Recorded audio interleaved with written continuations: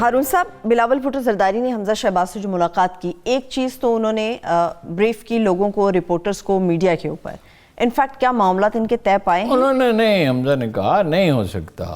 وہ تو وزیر اعظم جائیں، وہ ایک درفنتنی چھوڑی ہمارے محترم رانا ثناءاللہ صاحب نے کہ 21-22 ممبروں کے ساتھ رابطہ ہے. وہ بھائی رابطہ ہے تو جاتے نا ادھر، جس دن نو کانفیڈنس ہوا تھا 21-22 شاید کہا یہ 21-22 تو کس پاک ہو جاتا. یہ نفسیاتی جنگ ہے. یہ جب نفسیاتی جنگ شروع ہو جاتی ہے یہ کہیں تھمتی نہیں ہے. ساون کا نہیں بادل 2-4 گھڑی برسے، برکھا یہ بادوں کی برسے تو بڑی برسے. یہ چلتی رہے گی، یہ سینٹ کے الیکشن پہ بھی ختم نہیں ہوگی.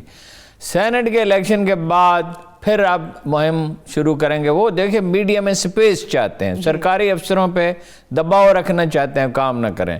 عوام کو یہ تاثر دینا چاہتے ہیں حکومت کمزور ہے، وہ دباؤ میں رہے، کچھ ڈیلیور نہ کر سکے، کوئی کام نہ کرے، اس کی کمزوری کا تاثر اجاگر ہوتا رہے.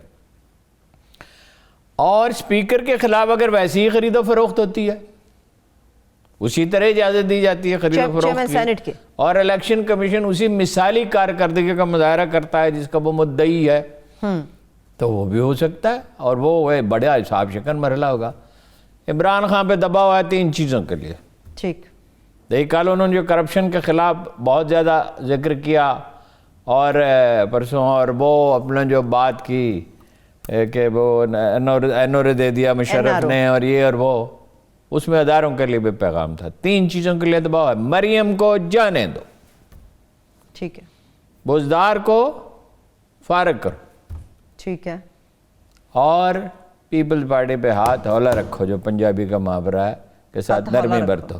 اچھا، خان نہیں مانتا تو لاوا. دیکھیے وہ اگر ایسا کرتا ہے تو اس کی اپنی کانسٹیچوئنسی ڈسٹرب ہوتی ہے،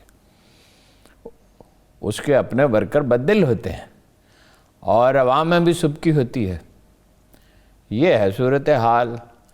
تو اسی طرح اپنا یہ لڑتے رہیں گے. کیا ایک کی چونچ اور ایک کی دم، لڑتے لڑتے ہو گئی گم، ایک کی چونچ اور ایک کی دم. اب پتہ نہیں دم کس کی ہوگی اور چونچ کس کی ہوگی. لیکن ہارون صاحب، عمران خان صاحب نے اخلاقیات کا ہائی مورل گراؤنڈ کا پیمانہ یہ خود ہی طے کیا ہے کہ اب ورکر ان کو پیچھے ہٹنے نہیں دے گا. ان کے خود طے کردہ ہے. آدمی اپنی قیدی ہو جاتا ہے نا. دیکھیے اب میں انڈیا کی مثال دیتا ہوں، ہمیں بات بھی اس پہ کرنی ہے. جی جی. انڈیا میں کل تک وہ یہ کہتے تھے چین اور پاکستان دونوں کو شکست دے سکتے ہیں، اور بڑا خم ٹھوک کے کھڑے ہوئے تھے، اور پاکستان کے خلاف تو خاص طور پہ. پھر کیا ہوا؟ ایک دن انہوں نے پاکستان سے امریکی دباؤ آیا، اس کی مصالحت کی پاکستان فوجی افسروں کی سطح پہ ہوئی، مگر ہوئی تو صحیح نا. چین کو انہوں نے لداخ کا بڑا علاقہ دے دیا، پیانگ یانگ جھیل تک، اور ہمیشہ کے لیے دے دیا. وجہ کیا ہوئی؟ وجہ یہ ہوئی کہ بھارتی ماہرین معیشت نے چیخنے شروع کیا، انویسٹمنٹ تو نہیں آئے گی یورپ اور امریکہ سے. یورپ نے تو چین کے ساتھ معاہدے کر لیے، اور اتنی بڑی مصیبت میں یورپ مبتلا ہے اور امریکہ مبتلا ہے کورونا کی وجہ سے. وہ کورونا سے آپ نے کہا تھا مقامی صورتحال بات کرنے، وہ بھی کریں گے. اچھا، وہ اپنا 2000 بلین ڈالر کا نیا پیکیج دیا امریکی حکومت نے. تو ان کے پاس پیسے کہاں ہیں انڈیا میں انویسٹ کرنے کے لیے؟ یورپ کے پاس کہاں؟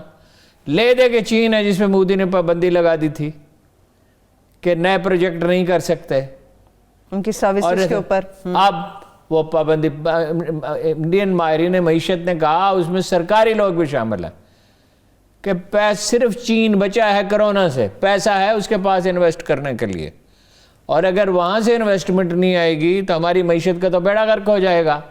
چنانچہ سوائے حساس قومی معاملات کے ایسے اداروں میں جن کی کوئی قومی نوعیت کی، دفاعی نوعیت کی سینسٹیوٹی ہو، باقی انہیں اب کھلی اجازت دے دی گئی ہے. وہ انہوں نے کہا چینی ہو، امریکی ہو، جاپانی ہو، جو بھی ہو انویسٹ کرے، کیونکہ معیشت کی حالت تو خراب ہے وہاں پہ. اور کوئی چین کی تو معیشت اس تیزی سے ترقی کر رہی ہے، اس کے باوجود یہ کرونا والا اس سے صدمات سے وہ گزر گئے ہیں کہ اندازہ یہ ہے کہ 7 سال بعد 2028 کے بعد 2028 میں 2028 میں دنیا کی سب سے بڑی معیشت ہوگی روایتی پیمانے سے ماپا جائے. بعض لوگ تو کہتے ہیں اب بھی بڑی ہو چکی ہے, ان کے پاس ہی فالتو سرمایہ, امریکہ کے پاس تو کوئی فالتو سرمایہ نہیں, وہ تو زوال کی طرف گامزن ہے. تو اس کے بعد کیا چارہ رہ گیا؟ وہ میں نے سوچا کہ ہم بھی کر سکتے تھے چین کو آمادہ بڑی پیمانے کی انویسٹمنٹ پہ. انہوں نے ایرانیوں کو آفر کی, انڈیا میں کر رہے ہیں, اور ہم تو ان کے اسٹریٹجک پارٹنر ہیں. ہماری تو انہیں فکر ہے اور ہمیں ان کی فکر ہے, اور ہمارے ہاں تو اتنا باہمی اعتماد ہے. مجھے یاد ہے مرحوم فاروق گیلانی جوائنٹ سیکرٹری ہوتے تھے فائنانس کے, وہ گئے تو ان سے ایک چینی لیڈر نے کہا آپ ہمارے لیے اتنے ہی اہم ہیں جتنا اسرائیل امریکہ کے لیے اسرائیل ہے. ہم بھی کر سکتے تھے, لیکن دیکھیے انہوں نے تو فٹافٹ مودی صاحب نے اپنی مونچھ نیچے کر لی کہ بھائی یہ برف کا صحرا ہے, اس کا کیا ہے, یہ تو بعد میں بھی کسی وقت اٹھایا جا سکتا ہے مسئلہ, لیکن یہ کہ لوگ بھوکے مریں گے. اقبال کا شعر ہے کہ بت خانے کے دروازے پہ سوتا ہے برہمن اور تقدیر کو روتا ہے مسلمان تہ محراب. تو ہم وہ حالات سازگار کرنے کے لیے تیار نہیں ہیں کہ یہاں دنیا کی انویسٹمنٹ ہو.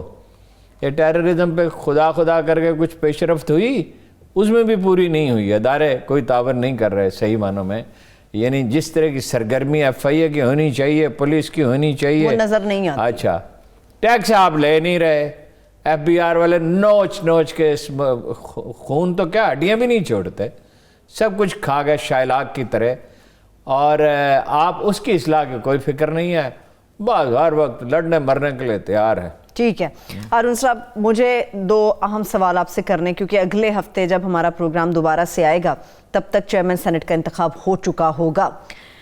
اگر 1 منٹ کے لیے فرض کر لیجئے یوسف رضا گیلانی صاحب چیئرمین سینٹ منتخب ہو جاتے ہیں تو پھر کیا ہوگا؟ کچھ بھی نہیں ہوگا, پلاؤ کھائیں گے احباب فاتحہ ہوگا, کچھ بھی نہیں ہوگا. آپ کا خیال ہے کہ گیلانی صاحب, دیکھیے وہ ٹھیک ہے جو انہیں وزیر اعظم بنایا تھا تو وہ زرداری صاحب کے اشارہ ابرو پہ چلتے تھے, وہ دوسری بات ہے, ٹھیک ہے, لیکن چیئرمین سینٹ کی حیثیت سے ایک تو یہ ہے کہ فرق بہت تھوڑا ہے. تو اگر کوئی قانون سینٹ پاس نہیں کرے گا تو مشترکہ اجلاس میں پاس ہو جائے گا. ٹھیک ہے نا. اگر چودھری برادران ان کے ساتھ رہتے, عمران خان کو بے نظیر نے 90 وزارتوں کی تعداد بڑھا دی تھی. اسے گندے پارلیمانی نظام میں یہی کرنا پڑتا ہے, ایک وزارت اس کو دے دیں ایم کے ایم کو, ایک قابل کو اور وزارت دے دیں. اس میں سیاست میں لچک ہوتی ہے, اس میں کوئی ڈھنگ کا مشورہ کسی نے دیا تو شیخ رشید نے دیا ہے.